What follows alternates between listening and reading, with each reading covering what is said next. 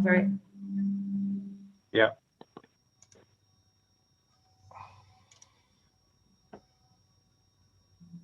Yep. And then if you make him host, because he can't share till he's a co-host. I mean, Got it? yep. All right. Let me mute first.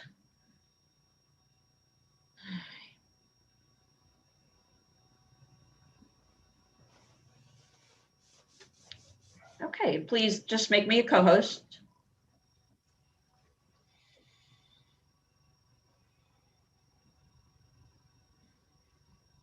Awesome. Okay. Awesomer. Okay. And am I supposed to be seeing your comment, Phil, sign more tools on the around the frame? Or is there a full screen version of this you want to use? Or No, I don't have the. that's Oh, fine. I should If this have works the- for you, that works for you. I just want to make sure that you're aware that we are seeing the additional tools. Yeah, I'm gonna. You can close that box. You Oh, yeah. you should be able to X out of that, yeah, that tools comment thing box.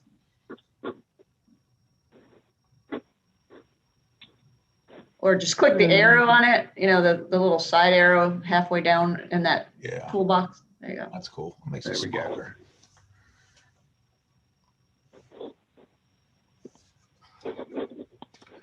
All right, I'm gonna go mute and video dark unless y'all need anything, but I'll be monitoring. Thanks, David.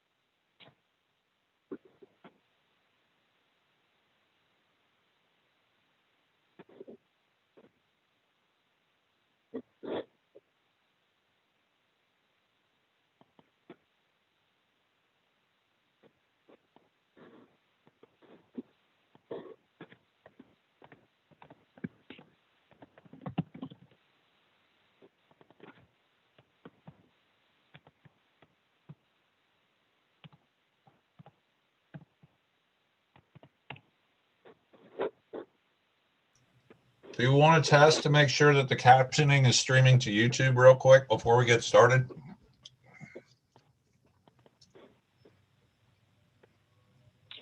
Sure.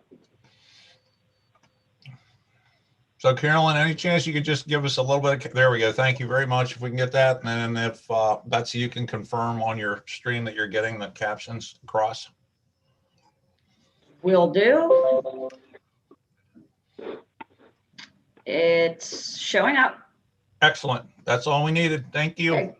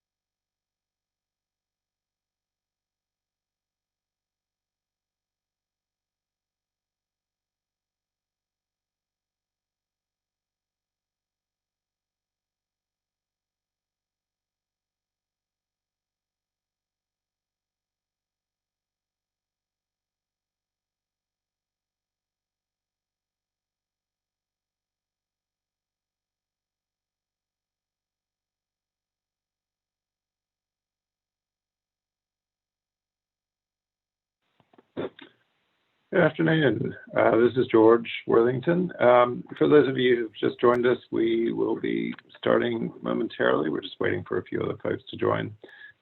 For your information, this meeting is being recorded and is being live streamed on DAR's YouTube page.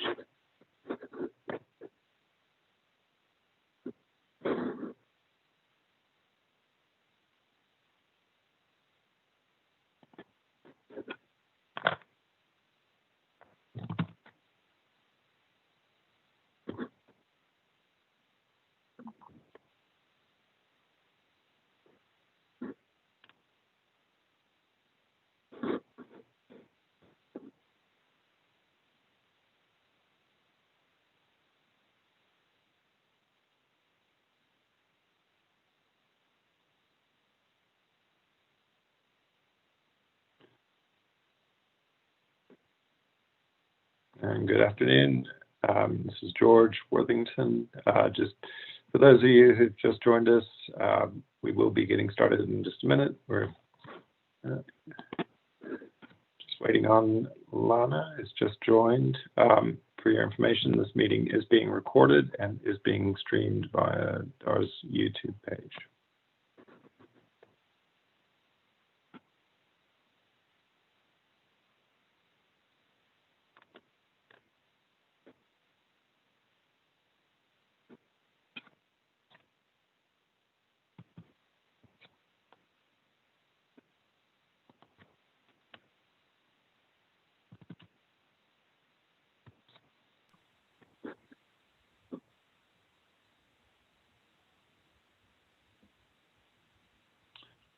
Okay, good afternoon, everybody. This is George. Looks like we do have a quorum. Lana, if you're okay with me just going ahead and doing the housekeeping before we get started. Sorry, I was on mute. Yes, of course. Okay. So this is the Alzheimer's Disease and Related Disorders Commission Data and Research Workgroup meeting, October 22nd, 2020, 12 noon. Due to the active state of emergency, this is an electronic meeting pursuant to item 4-0.01 of the 2020 Appropriation Act. Meeting notice has been provided. The meeting is being recorded and minutes are being taken. All votes will be conducted by a roll call of voting members. Meeting materials are posted.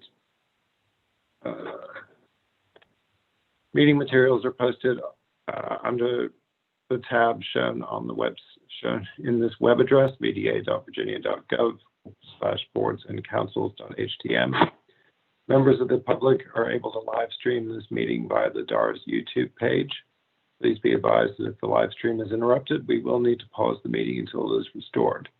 Public comment will be accepted by email or phone to my attention. Public comments that were received by October 21st, 2020 will be read, or if lengthy, summarized during the meeting when we reach that agenda item.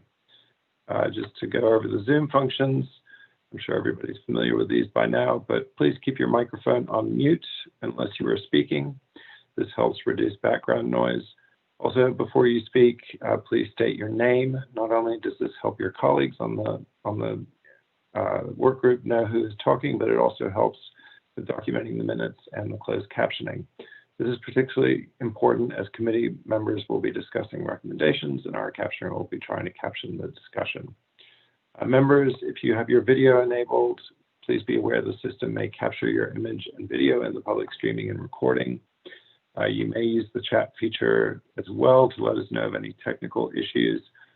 Please don't use the chat for discussion around the work group topic, as it will not be captured in the closed on the public stream. If you would like to view the real-time captioning of today's meeting, please click on the CC button on menu bar at the bottom and select Show Subtitles. Zoom participants will have turned on closed captioning. The YouTube streaming will automatically include the captioning. You can also use reactions, so thumbs up for agreement and clap to raise your hand to speak. But again, that won't be captured in the public stream. So better to state your name and ask to be recognized. So view options are in this area of the screen. You can set some yourself and some will be set by the host. And that's it. So let's pull up the agenda. Just a second.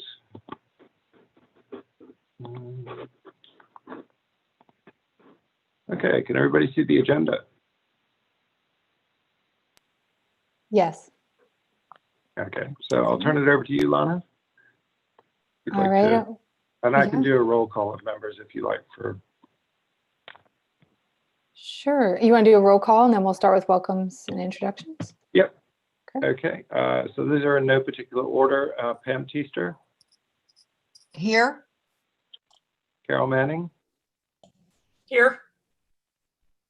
Lana Sargent, I know you're here. Fonda Neal. Here.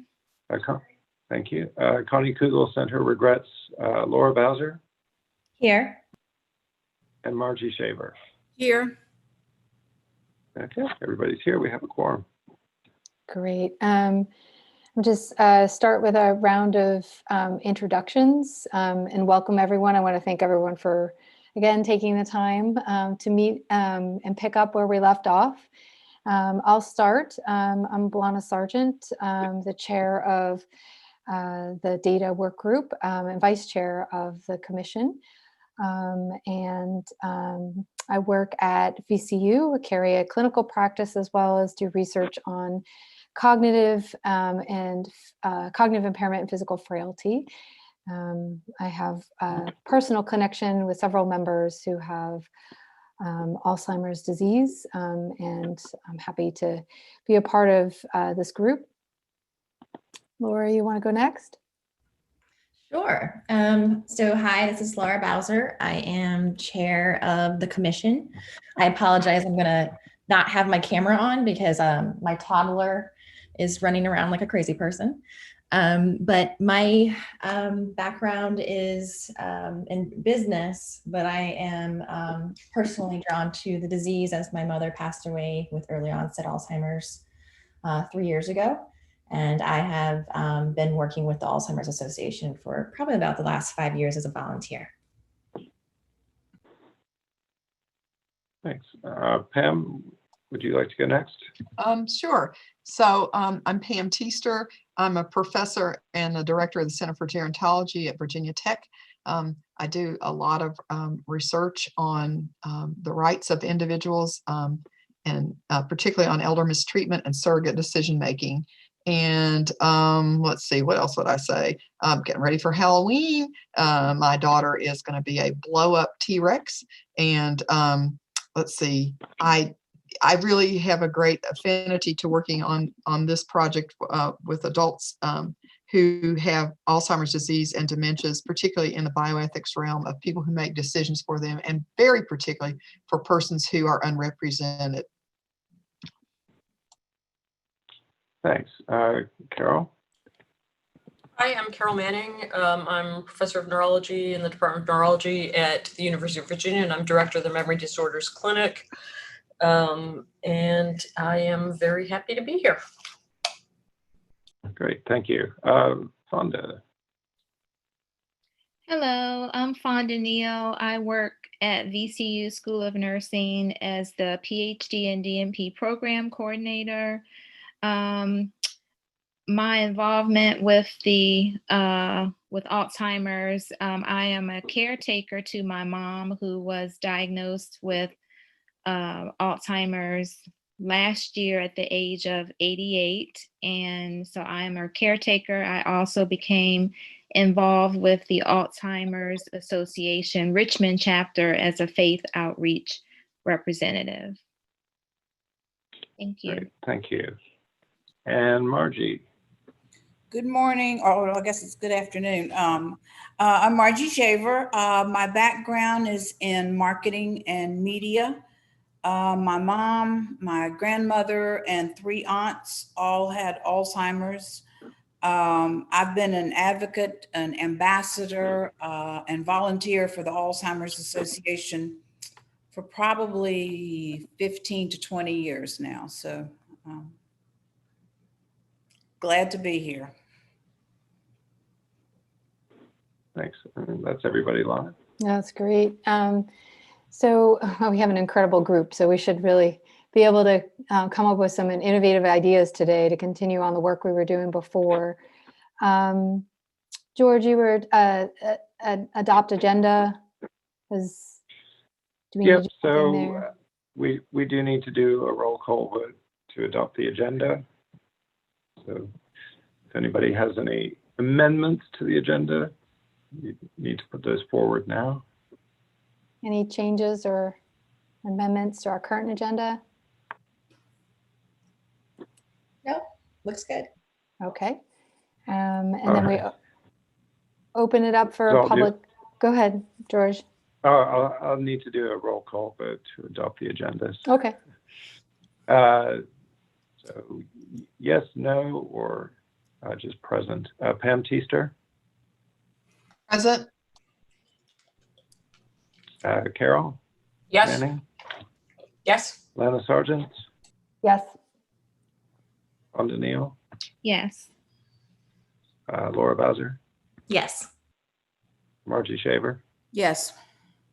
Okay, the agenda is adopted as presented. Great.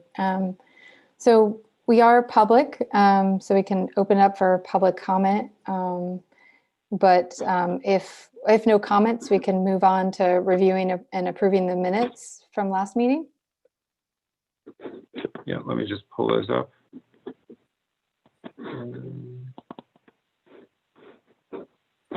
Okay. Everybody get a chance to review those.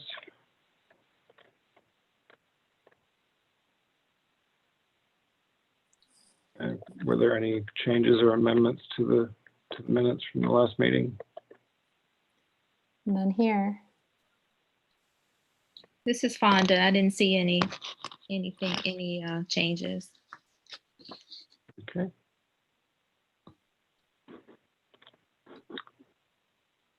So if there's no changes or amendments, Lana, you can go ahead and adopt those. Okay. So move to approve the minutes. Yep, we don't need to take a vote on that. We You don't can have to. just- Okay, great. No, you can just adopt them as presented. All right. We adopt the minutes as presented. And there were no public comments received, so Correct. yeah.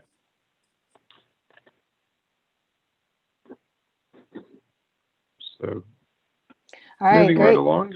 Yeah, are everyone ready to pick up where we left off? Is there any way to sort of see everyone? Right now we're looking at your screen and Yeah, let me stop sharing. I do just have for some the discussion, I think it would be nice, even if it's just your picture.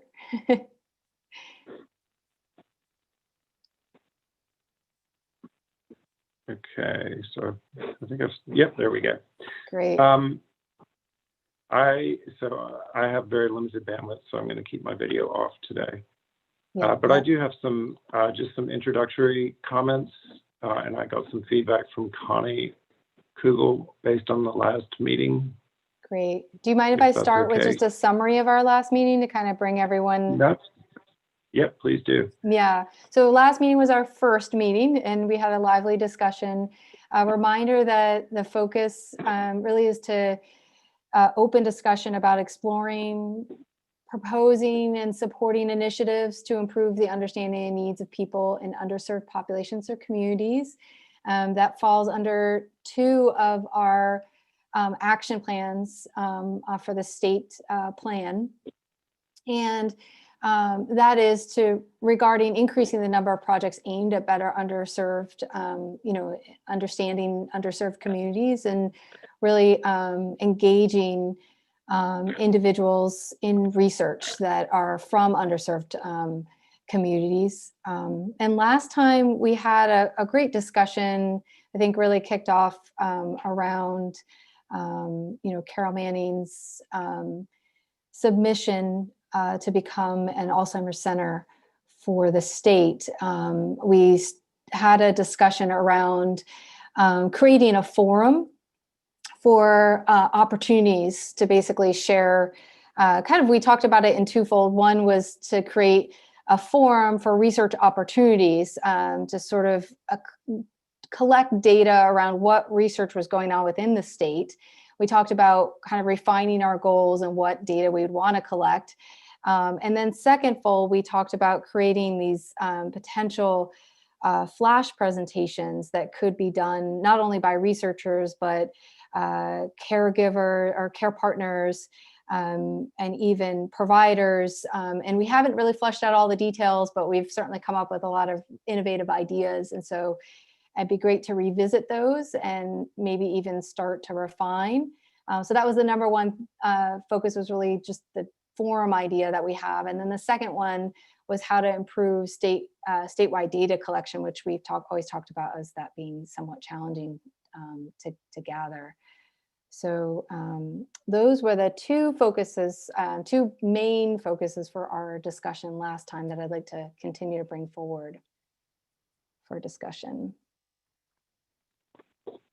And I think, George, you had some updates on the forum. Yeah, so thanks, Lana. That was a great summary.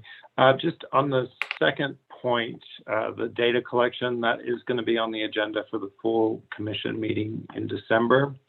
So we had talked about that being a topic that really would probably be better suited to a discussion in the full commission. So that's on the agenda for December. So we might want to focus on the forum today. So I had a couple of things that I wanted to throw up before we get into the discussion. One is that, so I had yesterday, the Us Against Alzheimer's 2020 Alzheimer's Summit, which was virtual. It was Monday, Tuesday, Wednesday. Yesterday, they had a session on successful engagement with understudied populations and participation in research. That was really interesting. I will share the link with everybody after the meeting. So they did record those sessions, and it's available to be seen. But they had kind of leaders of the research teams from Biogen, a doctor who runs a community clinic in Washington, D.C., and two other people who I can't remember. I saw about 5 sessions yesterday. So, but they had some really good insights into how to better engage populations that may not be participating in research. Actually, one of the other gentlemen was a person with lived experience. He had been diagnosed with early onset Alzheimer's. He lives in North Carolina, and his grandfather actually died in the Tuskegee trials. So it was his perspective was really interesting, and he had been trying to join several clinical trials related to Alzheimer's disease, but was unable to because of comorbidities. And so one of the things that they discussed at length was trying to streamline exclusion and inclusion criteria for research so that more people would be able to participate, particularly given that we know that African Americans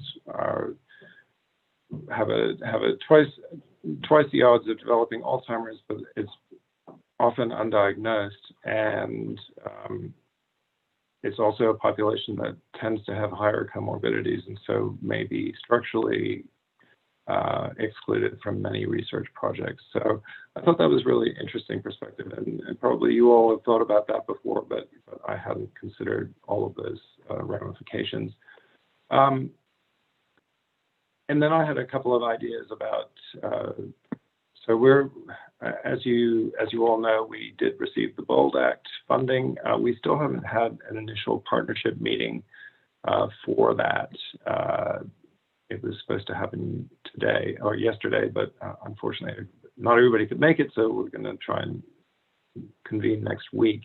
But one of the projects that we're working on through that is an enhanced collaboration between my office and the Partners in Prayer and Prevention group program at VDH, the Virginia Department of Health. So this is a program that is trying to improve trying to disseminate public health information through faith communities, and that might be a good potential avenue for explaining the importance of clinical research and perhaps enhancing participation.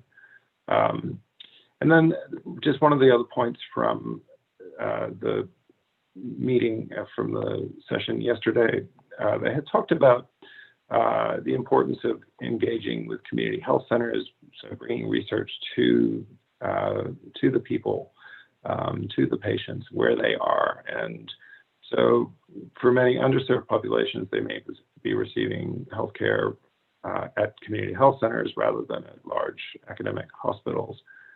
So they were talking about developing hub and spoke models where the research team would be based at the academic hospital or teaching hospital, and trying to recruit or actually carry out the research at community health centers. Again, this is probably something that you all have considered and perhaps put into practice, but I just wanted to raise that.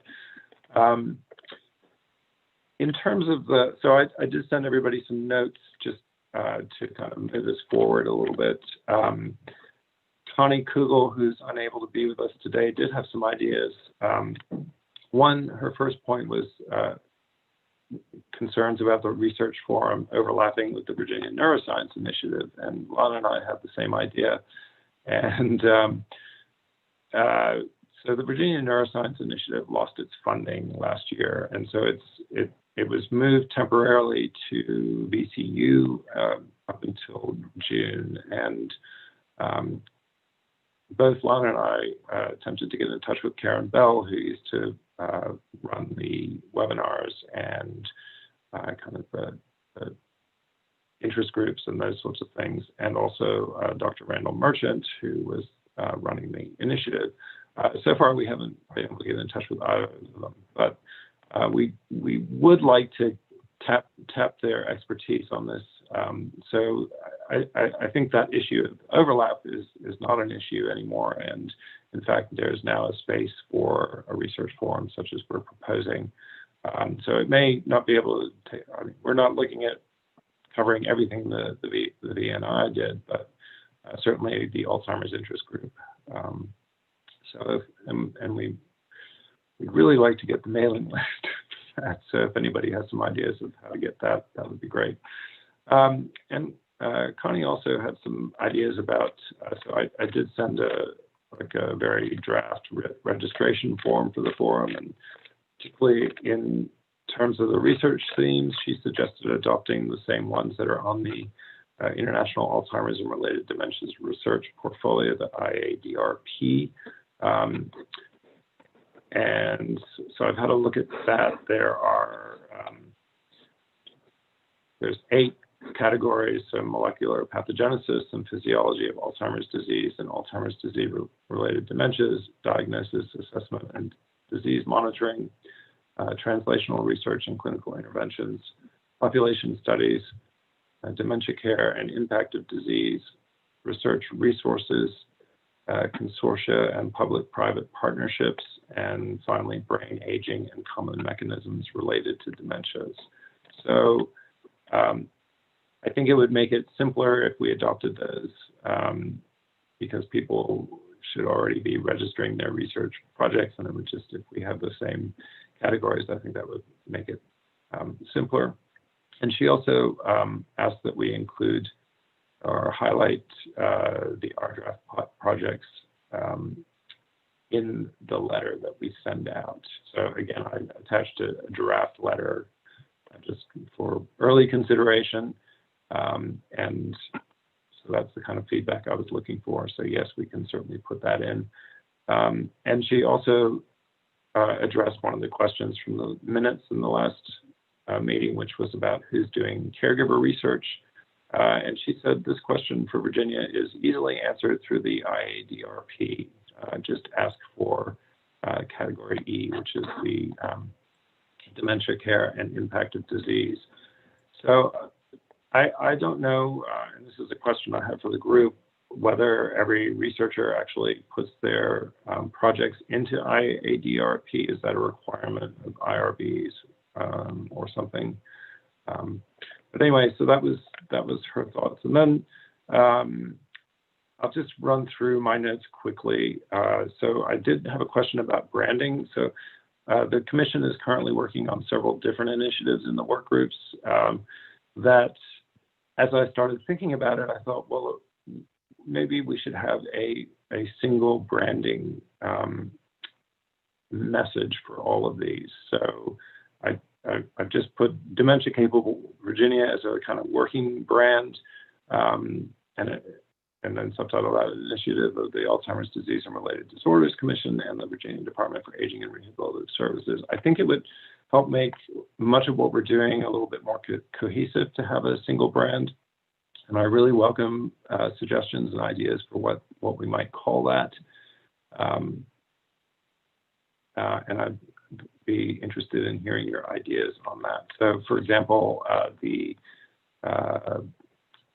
Care Coordination Work Group is working on adapting the Washington State Dementia Roadmap. So we might have that branded as the Virginia Roadmap for Dementia, and then branded Dementia Capable Virginia or whatever the brand is.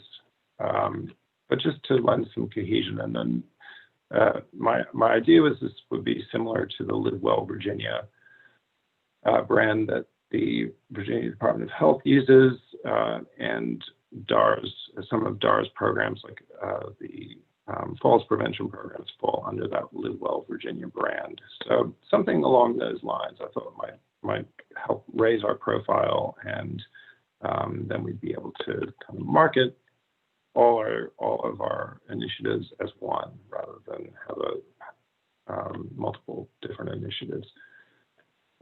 So I think I'll stop there and turn it back to you all.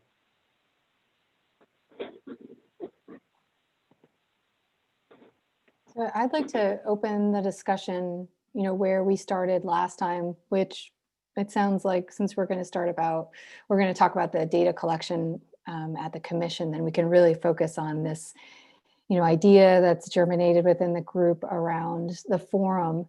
And I just want to revisit the fact that there were kind of two parallel discussions going along last time we met, which was one that was really focused around a forum to engage the research that was happening and get the message out to reach communities that may have not heard about the potential opportunities to be engaged in innovative research. But also there was some discussion around creating some flash videos from perspectives. And I wasn't sure how individuals or the group felt that fit within this forum. Was it something separate that we were wanting to do, or it was something, is it something that also fits within the forum that we're trying to create around research?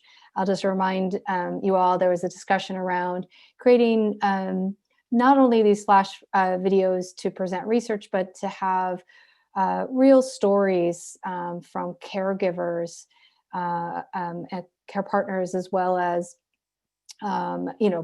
providers, and how does that fit, I guess, within our forum? Does anybody remember having that discussion?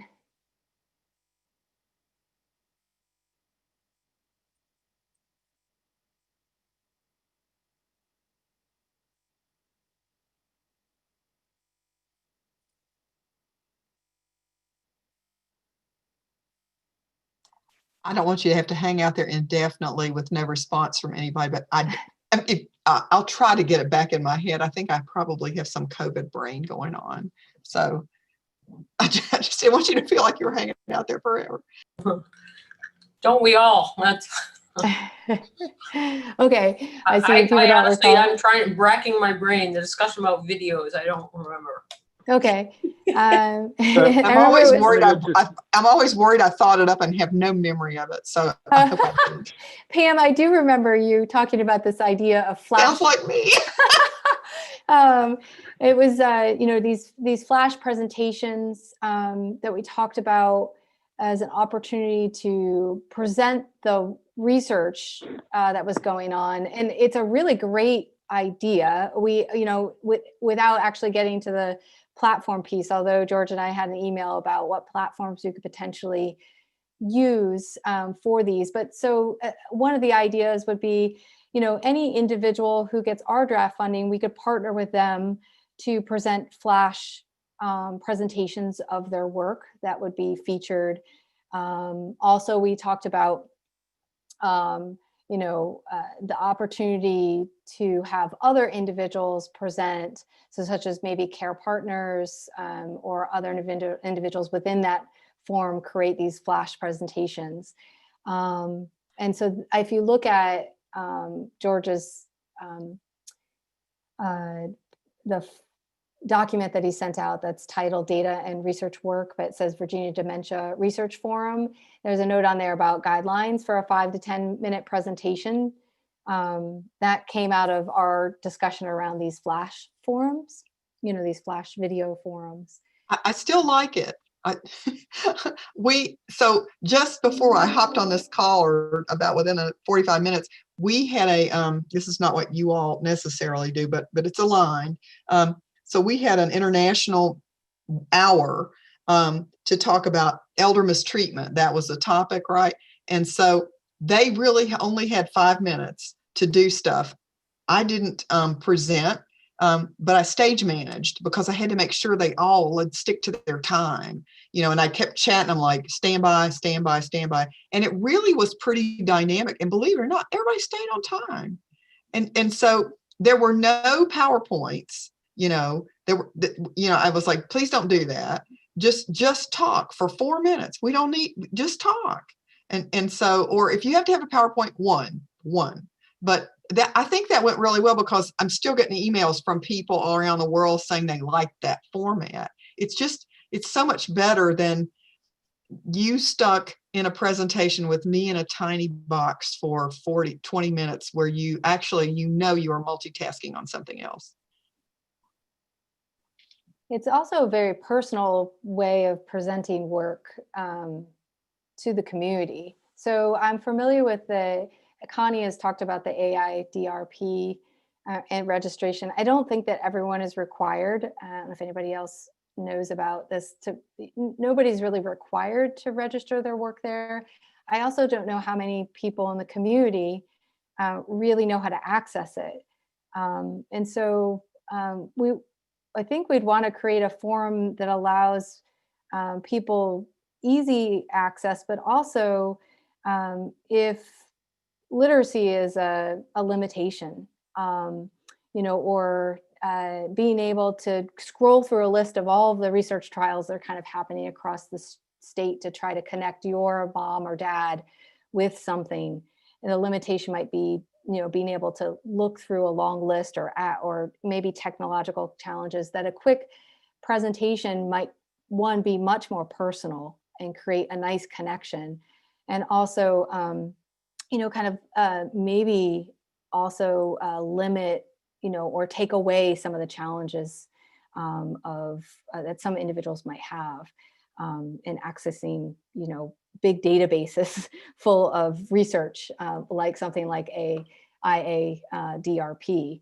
So I like George's idea of sending a letter out to people that they can register with the commission, present their work in this 5 minute. I think 5 minute is really, I agree with you, Pam, 5 minutes is really enough. Personal presentation of the work that's going on with an opportunity with a simple opportunity to be able to connect with the work. That could be a forum that really works. We haven't talked about platforms yet, how we'd actually operationalize this, but it would be good to get an idea from the group if this is a good focus. And then two, kind of like we talked about last time, what do we want to collect from it? What is the information? What are our goals? And what's the information that we would want to collect out of doing these forums if we move forward?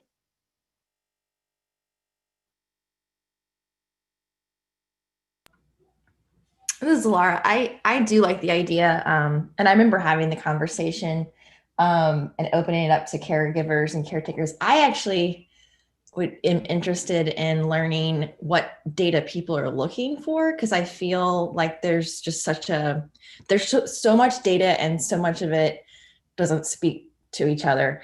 And I'm wondering, like, if the public had access to these short videos, what information is helpful, not just to protect practitioners, but also to people that are struggling with the disease.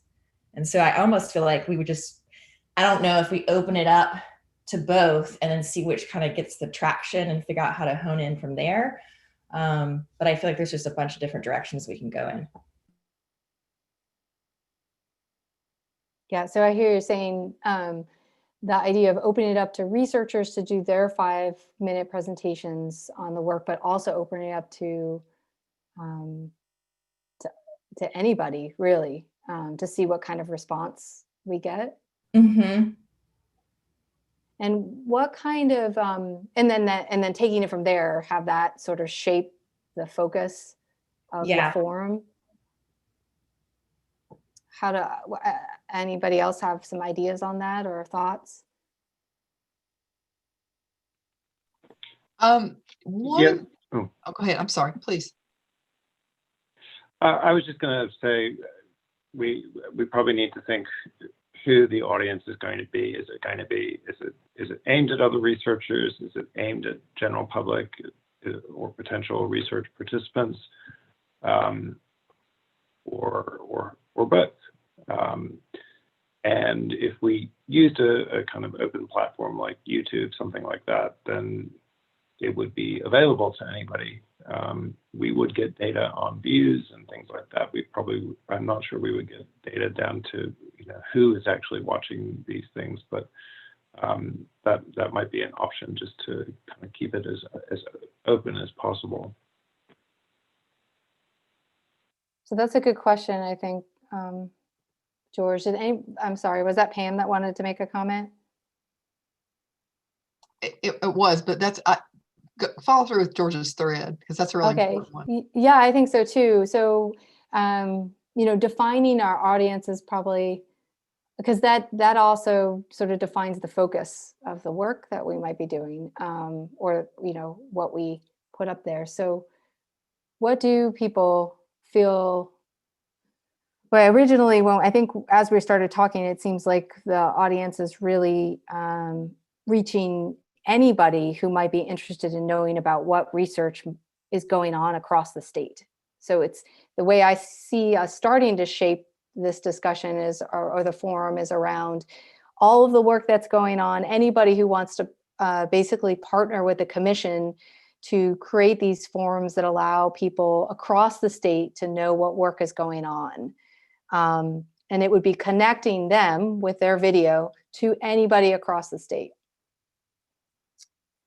As a real simple, not getting into the minutiae details about how we would do that, but that seems like the bigger part of the discussion that's going on.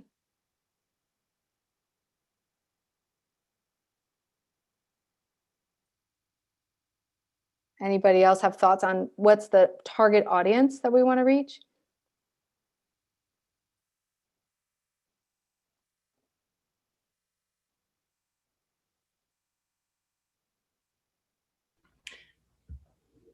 So I suppose, this is Laura. I suppose one of the things that we need to talk about is what's the point of all the data? And at the end of the day, I think more data collection can be used to get funding.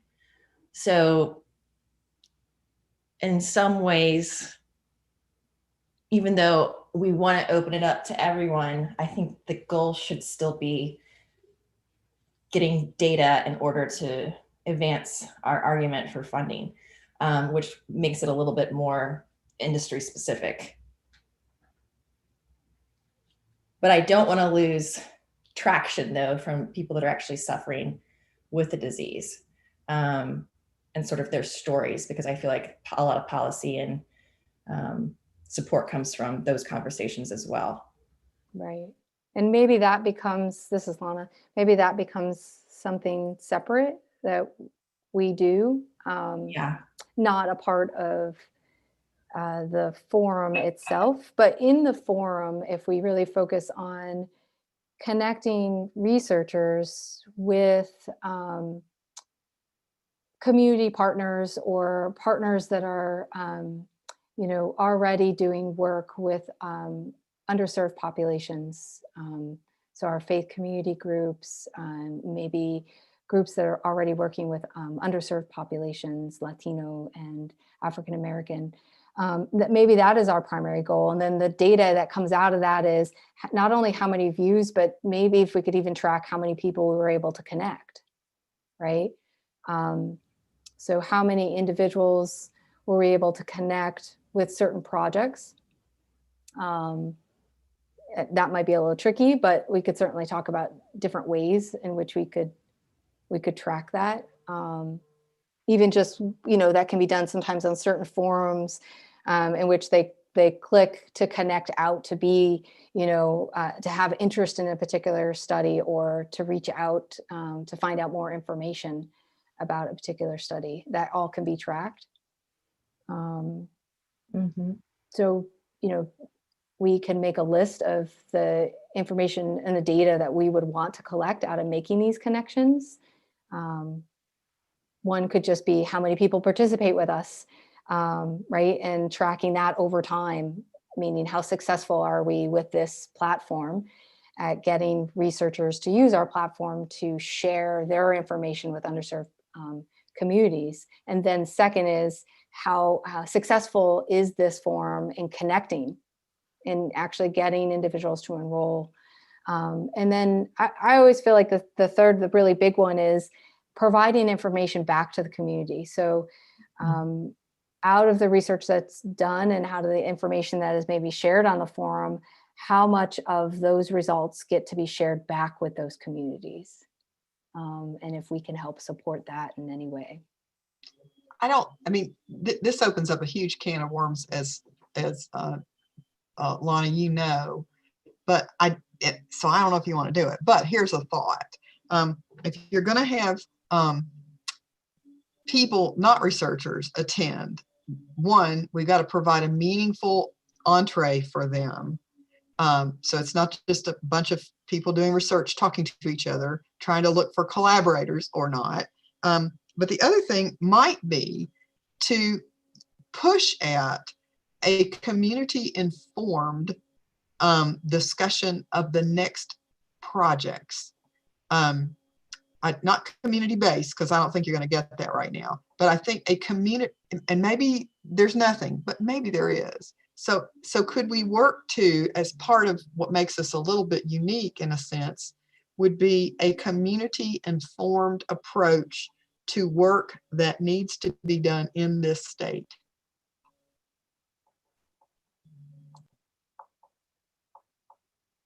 I like that idea. I wonder, Laura, does that get at also the discussion around hearing voices? Yeah, I think that's there's a missing link between the two audiences. And it just always feels like it goes one way or the other, and that the people experiencing the disease aren't aware of the resources and people that are actually working very tirelessly to try and support. And likewise, researchers are, stuck in data land and not interacting with some of the community, the greater community. And I think that there's a bridge that needs to be gapped there. Right. I fully agree with that. One of the things so somebody had mentioned something along the lines of StoryCorps last time when we were talking about community members being involved in this somehow. So, one possibility might be to have 5-minute flash presentations from research participants talking about why they participated, why they felt it was important for them to actually join a clinical trial or a research project, and what benefits they thought came out of that. I like that.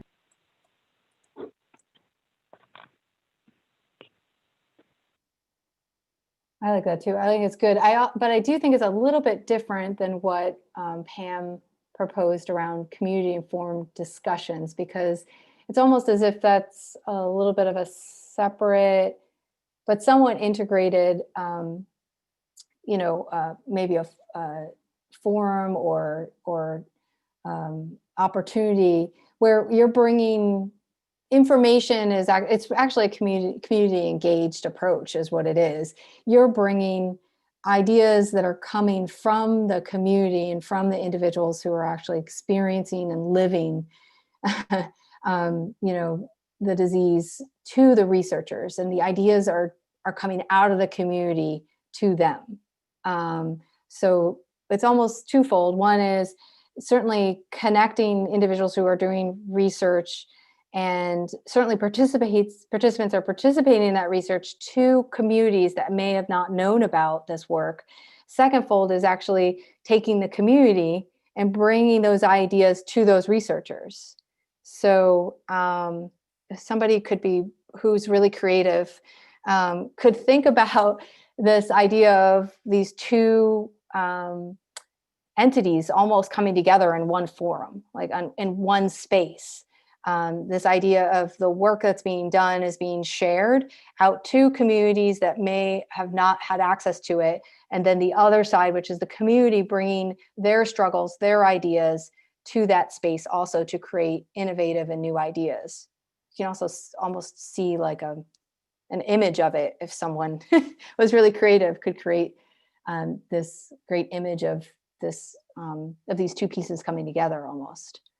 And if we want to create a space for both of those to happen within this forum. And let me just clarify, we're thinking this forum as being something that's electronic. What's the platform really space? We're not talking about this being live, conference or anything like that. We're actually talking about this being sort of an asynchronous platform that is available, that can be shared at any time and viewed at any time. Is that what everyone's thinking? Yeah, I'm almost like a Zoom webinar of sorts where people can kind of pop in, pop out, keep it live streaming all day, and then we can maybe break up each individual element as its own recording and possibly just put it on like a website or something, so that people that weren't able to attend can access it. I know that gets a little bit labor intensive, but I think it would be worth it, just to see what interaction we get and with the broader community. So that's a good point, Laura. This is George. I'm thinking, you can generate excitement by having an event at a particular time and date. But I think what Lana was saying is we kind of have a platform where stuff is available. Maybe we intersperse that with town halls or something that happen fairly regularly rather than one mega event.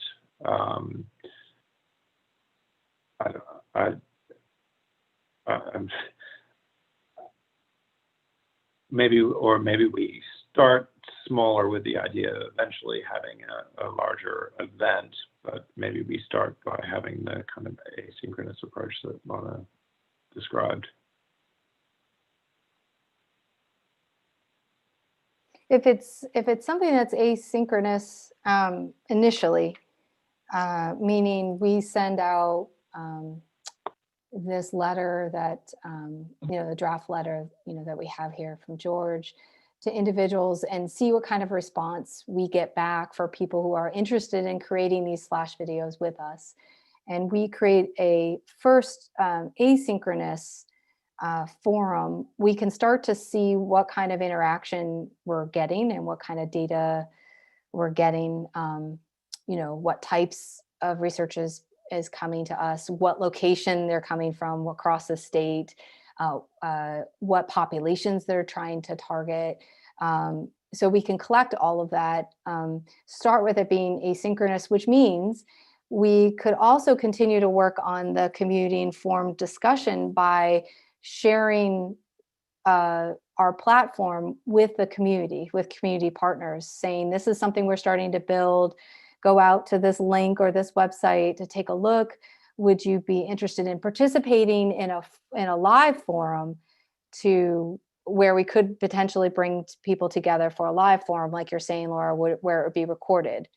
So maybe we start with something being asynchronous and kind of build from there and use that asynchronous platform to engage our community members in an open forum, like Pam was talking about, like community informed discussion that happens live, and then record that to be put up, something to that effect.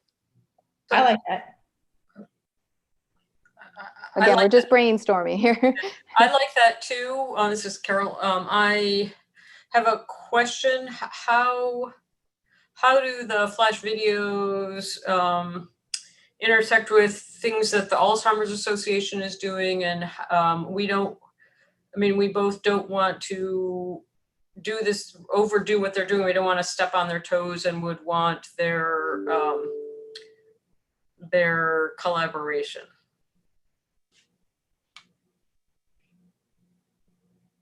George, do you have any idea if the Alzheimer's Association is doing anything kind of in that framework?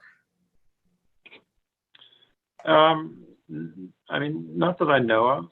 So obviously they have Trial Match and to connect people with ongoing projects. But their conferences, which are recorded and things are available, but I don't think they're doing anything at the state level like that. Okay. As far as I know, I'm going to speak to Tina Thomas shortly, so I'll ask her about that, but nothing that I'm aware of. Good. And this might be something that I'm sorry. Sorry, they might be able to they might be interested in partnering with us in this, and certainly the kinds of information that might be up on this platform might be something that, say, people in caregiver support groups might be interested in viewing in a support group, since they're so short. And that might be a way of potentially reaching more potential research participants. So I definitely see an opportunity to partner with them. Mm-hmm. They also have different constraints now because everything goes through national, but it would be great to partner with them. Yeah. Just in summary, it's what we're really talking about is creating sort of a new and innovative platform that hasn't been used before, where we're doing these flash videos to connect in a personalized way individuals who are doing research with communities that may not otherwise be able to access the information. And I'm just making a list of all of the potential individuals to partner with. So, ADRDC, Alzheimer's Association, there's no reason why we couldn't, VNI, partner with these individuals to get our letter out to their listservs as a way to engage people that have been maybe working individually with VNI or Alzheimer's Association to work with us in this platform. How does that sound? That sounds great. Summary. Okay. And then we could just keep listing. I have, ADRDC on here. Certainly, VNI was really heavy researchers. I did participate. George and I presented to them, but we also participated in a few meetings. And it was there really wasn't a whole lot of interaction. There was a list that people could certainly go and look at and see what clinical trials may be going on. And it was definitely a networking opportunity for other researchers to connect with other researchers. But I wouldn't say there was a significant overlap between, what we're talking about doing here and what VNI had created. But they're an excellent partner for maybe even reaching out to researchers that were already engaged across the state doing this work who want to participate in our platform. And the Alzheimer's Association, any other partners that might be doing something similar to this that we would want to reach out to?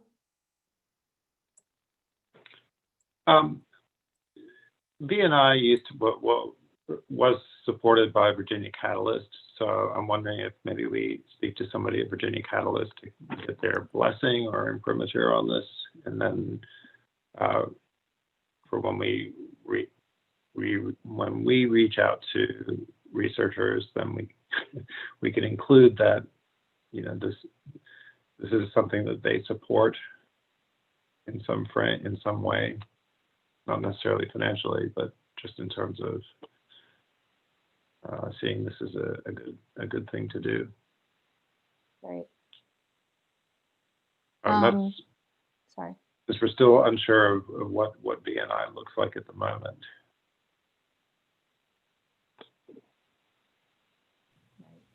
Guys, this is Margie. Since this is my first meeting, I apologize if I'm going to ask redundant or stupid questions.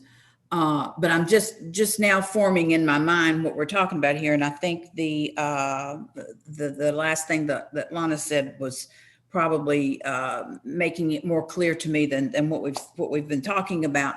And this is a big deal and a lot of complication. But a simple question is, who produces the videos? Is this something that we just ask maybe the researcher to set up their phone and shoot themselves and then upload it somewhere and we put it together, or we have somebody to put it together, or we would help them with that so that, you know, not everybody is comfortable in front of any type of camera, or necessarily they may be a wonderful researcher but not be very good at telling their story. Just what was the discussion on how we would do this and how we would get I guess a final product produced? Margie, this is Lana. I'm just going to say we haven't gotten to that point yet. More was discussion around the idea, how, you know, refining the idea. We just started last meeting speaking about the idea. The next steps would be, once we have the idea, sort of talking about, which we could certainly get to if we feel like we're there, the platform, you know, maybe the process around the collection, you know, what we want people to actually present, how it would happen, all the details, the operational aspects of things we haven't discussed yet. I think Margie probably moves us to the next thing if we like it. One of the, and I'm sorry, I've got stuff going on in the background of my house, so that will just be, if the dog doesn't bark, then it won't be everything. So, but one way we did it just an hour ago was nobody did a video. We simply recorded it, the whole thing, and people just showed up to the time ready to roll because they already had the gut of what was going to go on. So there was no pre-recorded anything on this one. It was like, you get I call it a playbill. You get a playbill, and like, for example, let's use you, Carol, because you just happen to be in the corner on my screen.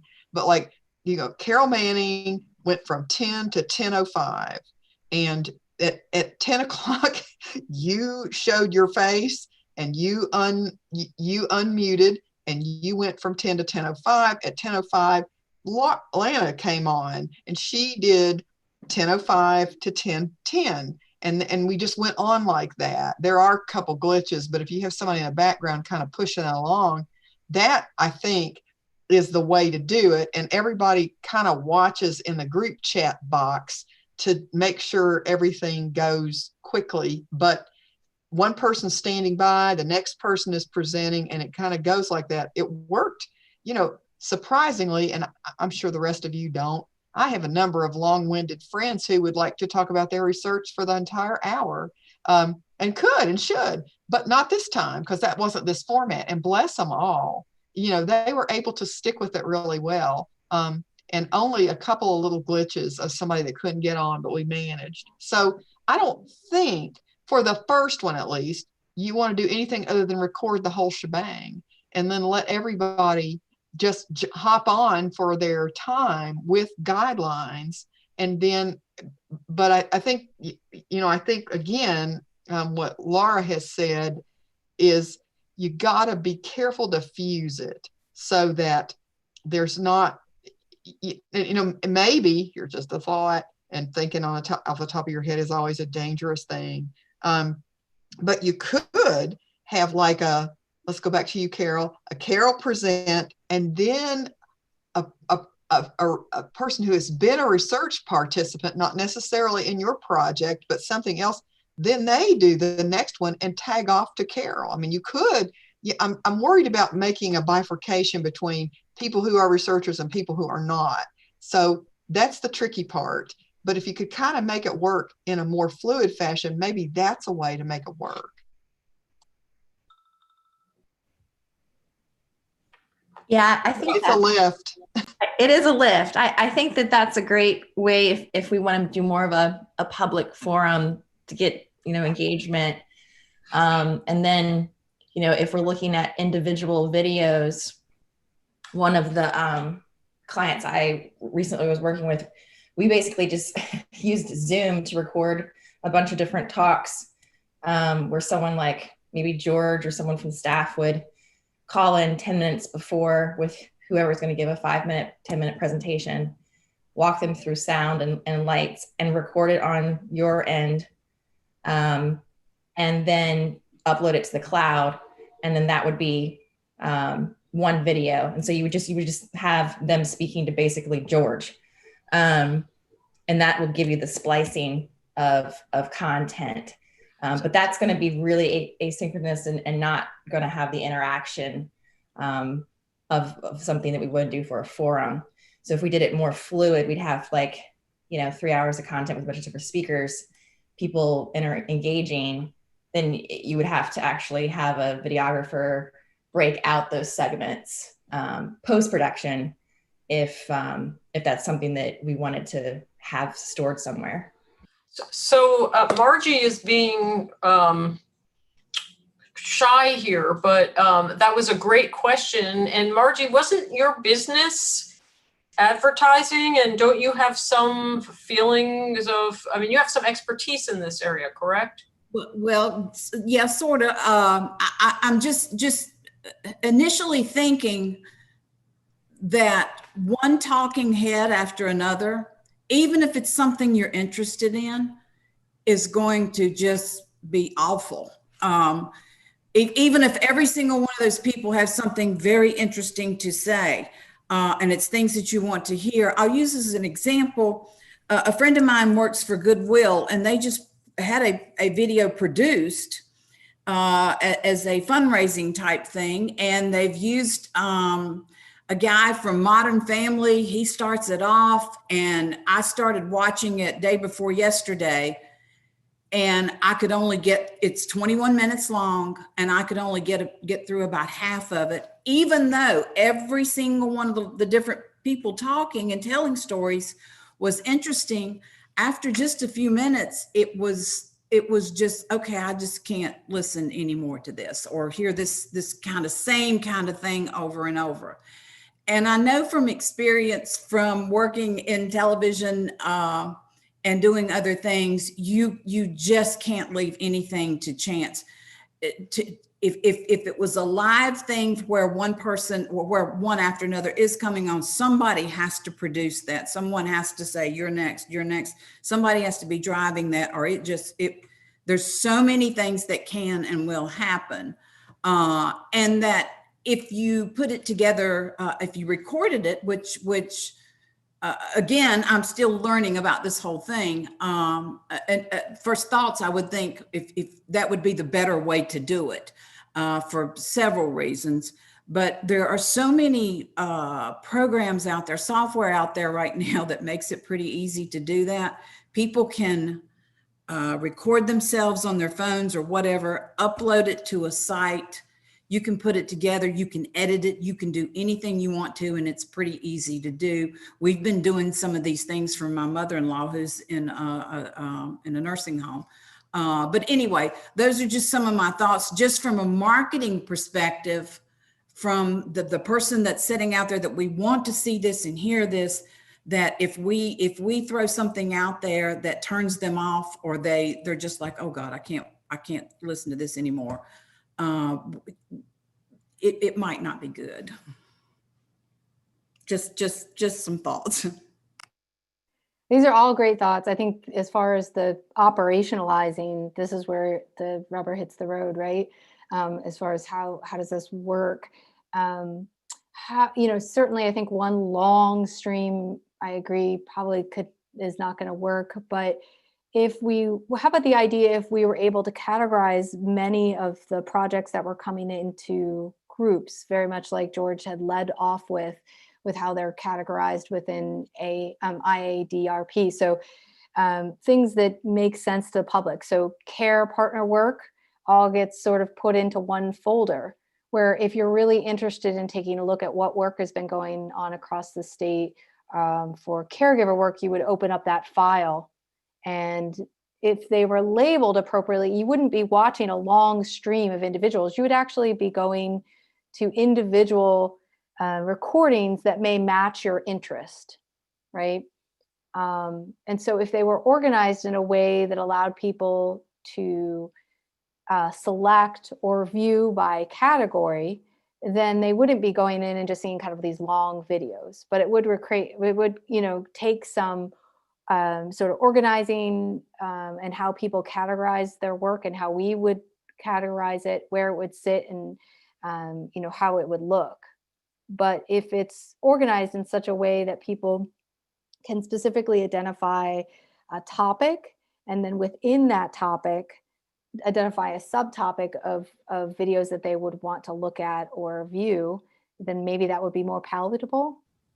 Yes, I really like that idea, that if, for instance, I'm looking for specific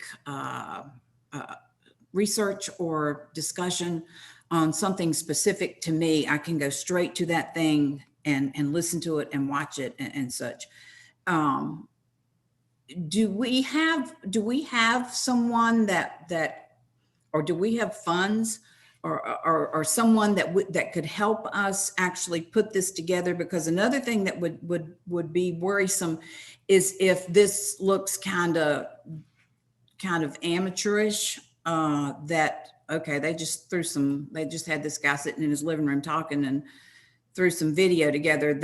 Do we have anyone that can help us make it look professional? So we do have people at DARS that can help with that to some extent. I mean, we wouldn't be able to use up huge amounts of their time to put something like this together, but I think certainly to get us started, with a view to eventually raising some funding for this in some way, either through a grant or through sponsorship. I think the other aspect to think about, that, or at least that we have to start thinking about, is not only the production of it, but the maintaining of it. And that may all have to do with, if someone, going off of this idea of having categories, so you could have a care partner category or folder. Within that, you could also have, like we were talking about previously, individuals who have participated in research present within that group too, within that file. So there's a way to, I think, organize it so that we would have different topics, but also that incorporated some of the ideas that we were talking about before, where it's non-researchers also presenting within those topics that people could view.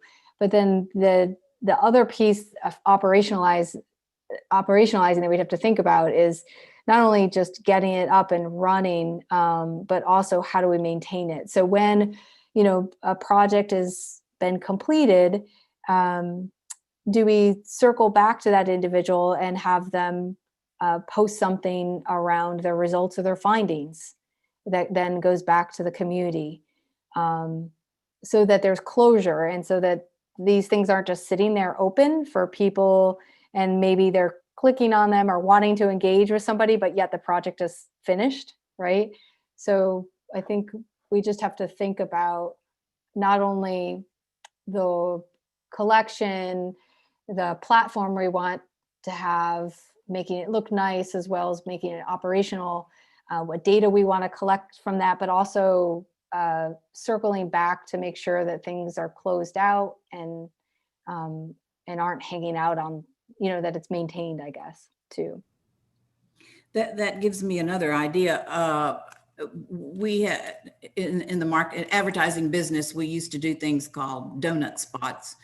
And this kind of goes with what George was talking about with branding also, is you would develop a beginning and an end, and it could be a graphic, it could be, whatever we would come up with.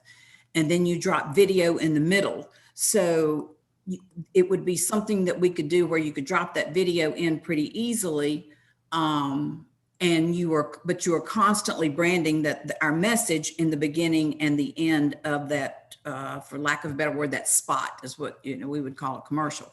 And I think the way to look at this is these are kind of commercials that we want to engage people to watch these things and learn something from them, and then do something based on what the information we're giving them. I think there's all kinds of ways we can do this that would be look really good and get information out there also. But if it doesn't look really good, I fear that nobody will watch it. Particularly in today's world where videos are, we all live looking at a video, and it's got to get that message out there quick and grab your attention quick, and then get that message to you fairly quickly too. So right. It's true. We are in that age of short videos, yeah. YouTube, right? Well, Margie, that's why we have you on our group. All right. I'll do just a quick recap because I think it's always good to recap. So I think we've come a long way. We just presented this idea, Margie, you're not new to it. We're all new to this, this idea last meeting about creating this type of forum. We've now started to narrow and really focus on our audience, and our audience being,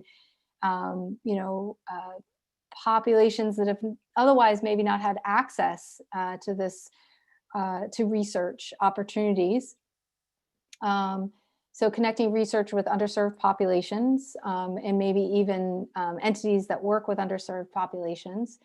We've said that we could potentially use many of the forums that are already out there. We could connect with those forums that have already been listing research as a way to engage with our platform in a different way.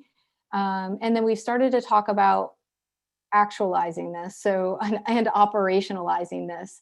And we've talked about it being initially asynchronous, organized by topic, and then in a way that also not only presents the research, but also presents personal stories within those topics.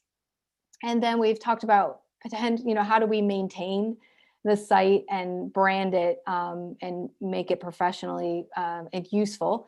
I'd say the part we haven't talked about that we might want to talk about, or at least put on sort of our outline of things, would be the data and information that we would want to also collect out of this. Kind of going back to what Laura was saying of, we want to be able to collect what we're getting, and what we're able to do. Are we achieving our goals of actually connecting individuals to research that otherwise may have not known about this work? And so the next sort of feel like the thing on our outline would be sort of what data do we want to collect and how do we collect it?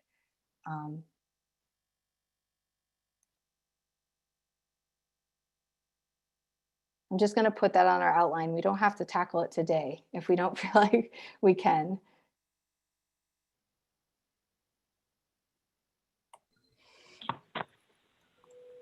Thanks for that summary, Lana. I think you captured the discussion really well. do we want to maybe have a couple of volunteers put a mock-up together for the next meeting? George, can you define what you mean by a mock-up? So what kind of merging Margie's ideas, so coming up with some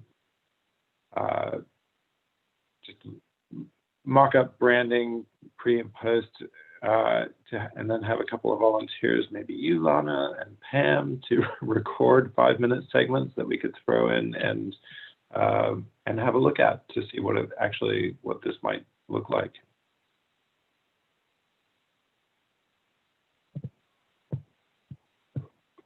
Oh, Pam, we can't hear you. I'm happy to help.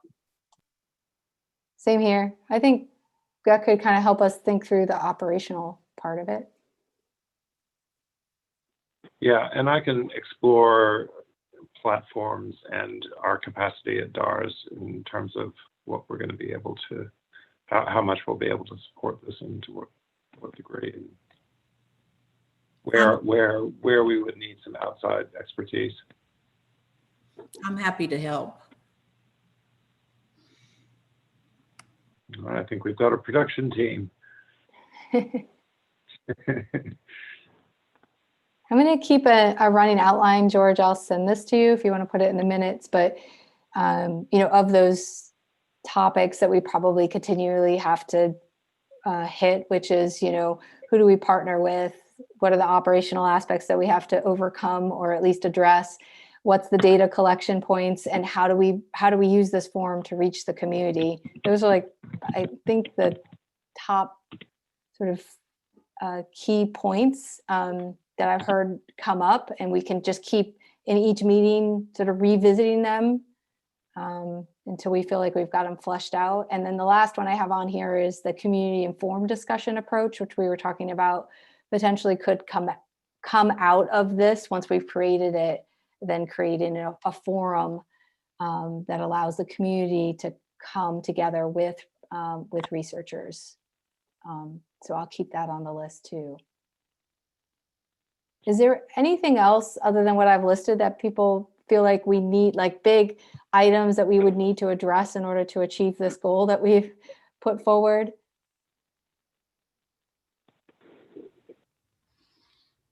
I don't think so. I think this sounds great. Okay, we can keep adding to it.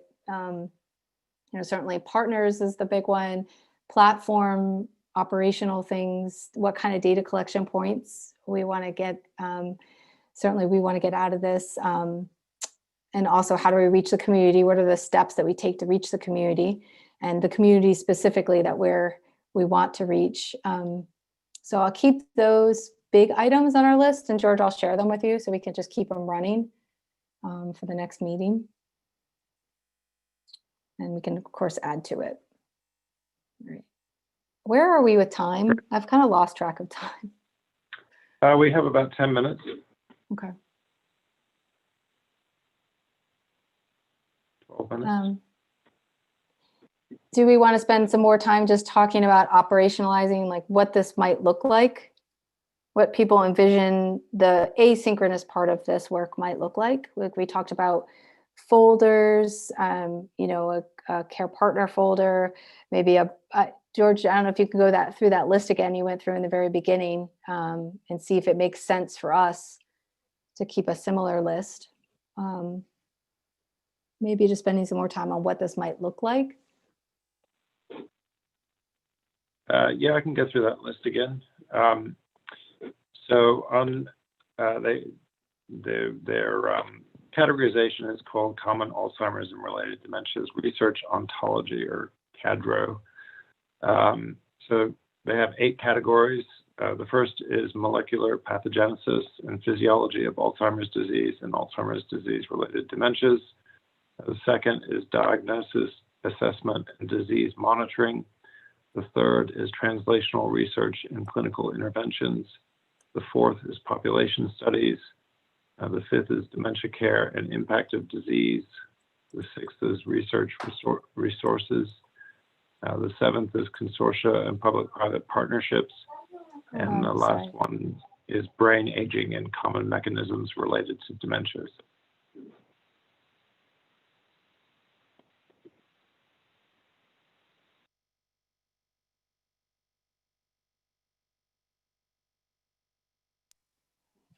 Sorry about that, everyone. So I think we'd have to make those categories more friendlier. Agreed.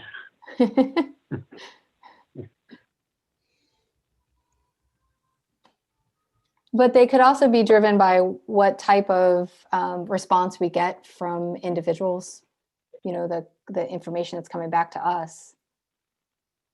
People who are interested, the type of research that comes in, we could create similar categories that make sense. Fonda, are you on right now? I want to put Fonda on the spot for a second. Are you on?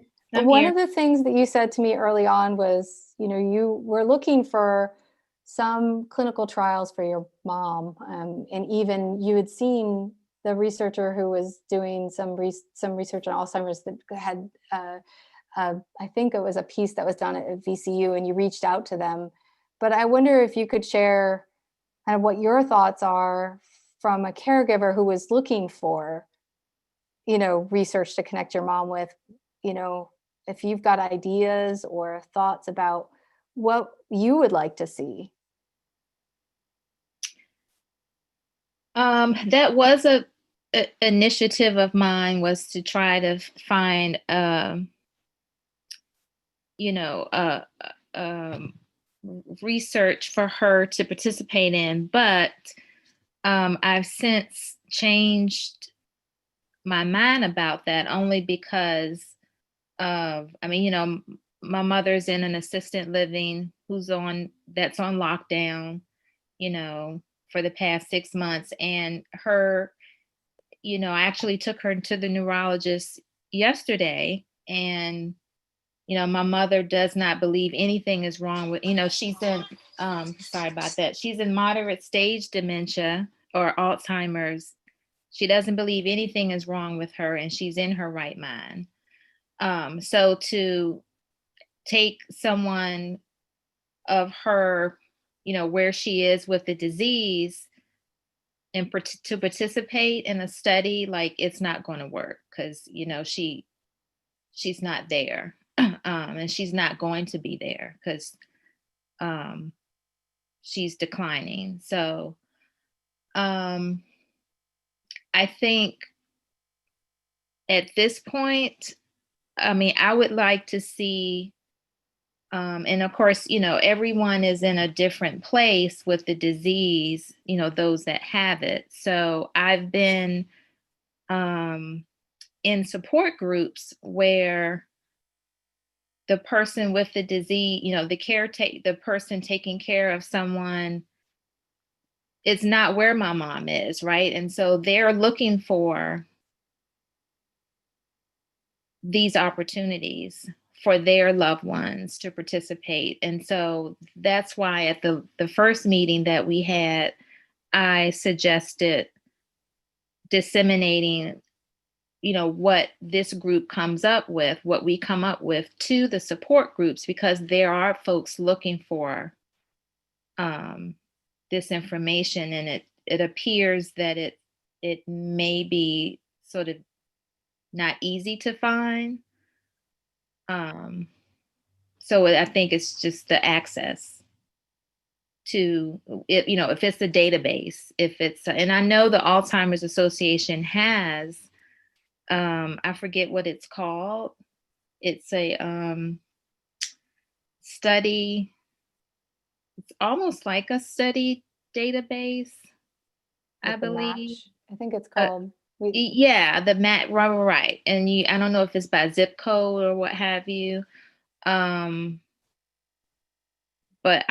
you know, my experience has been with the support groups. I've been in several support groups, Alzheimer's support groups, just because of my schedule and not able to be consistent with just the same support group. but so those are my thoughts. I don't really, in terms of the current discussion, I don't really have anything new to add to what's already been mentioned at the moment. I think your perspective is helpful. This is Lana. It sounds like what you're saying from the caregiver groups, support groups that you're a part of, people are interested, but yet having a hard time finding. Correct. What do you hear them saying would make it easier? I think the I don't know if exposure is the right word, but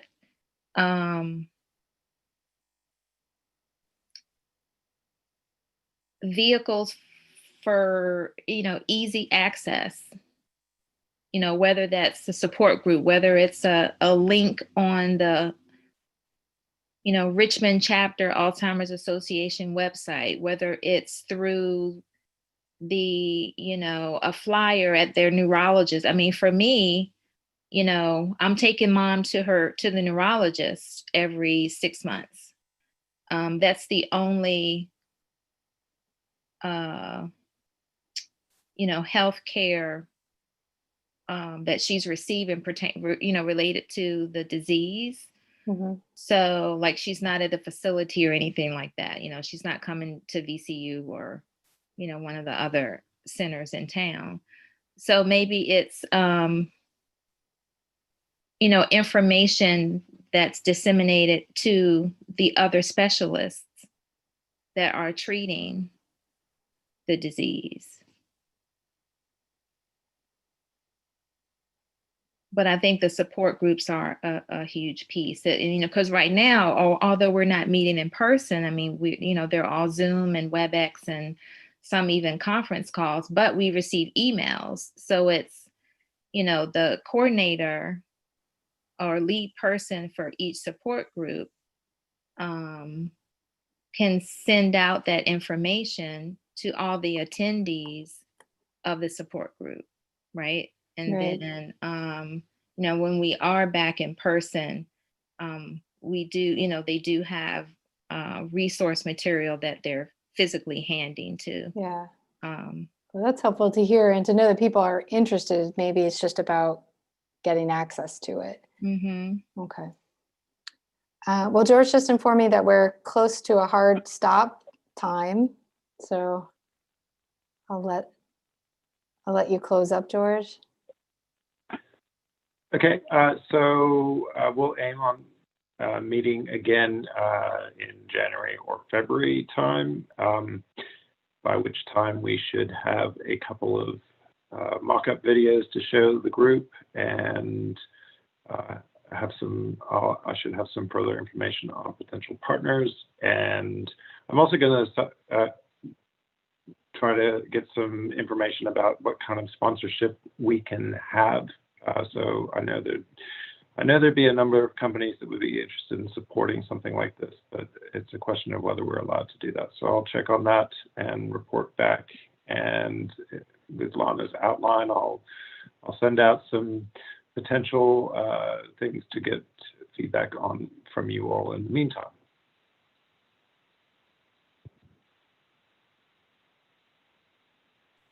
Sounds great. Any last minute comments, thoughts? No, this is exciting. I think it's exciting too. I think slowly we're starting to form something, which is great. I want to thank everyone for brainstorming. And of course, say, hang in there, everyone. Likewise. As you saw my kids coming in, I'm homeschooling 2 kids and working. So we all have our dynamics going on.